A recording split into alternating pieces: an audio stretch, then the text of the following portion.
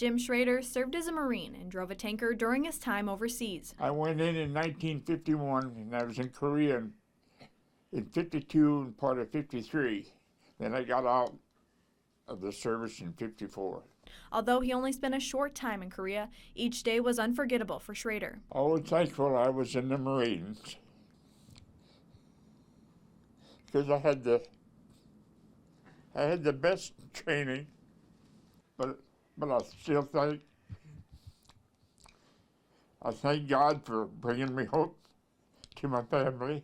So they went to boot camp in California, and then his school for tanks was in Hawaii. So that's where they went and did most of their training with the tanks, which, it's changed since then, obviously, but that was just to gear them up to be over there as quickly as they could and to get the tanks on the ships quickly and all of that stuff. So Joel McNaughton is Schrader's grandson. it just takes a certain type of person, obviously, to join the Marine Corps.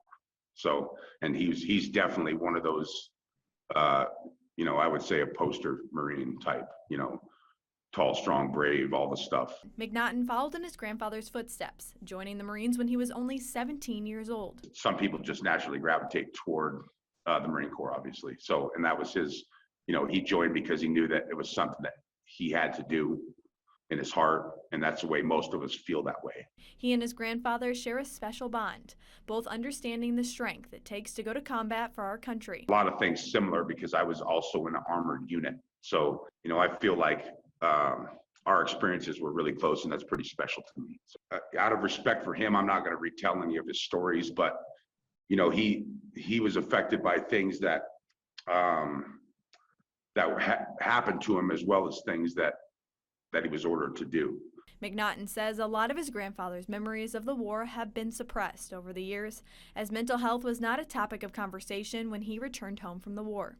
And so there's a lot more help for everybody nowadays. So the older generation, they haven't necessarily got a lot of the stuff out, or they'll tuck it down inside and you won't know that there's anything wrong. So it's really important to check on the veterans. And I think this sort of thing just reminds everybody of the veterans in their life so that happens more often. For Veteran Voices, Marina Bach, KCAU 9 News.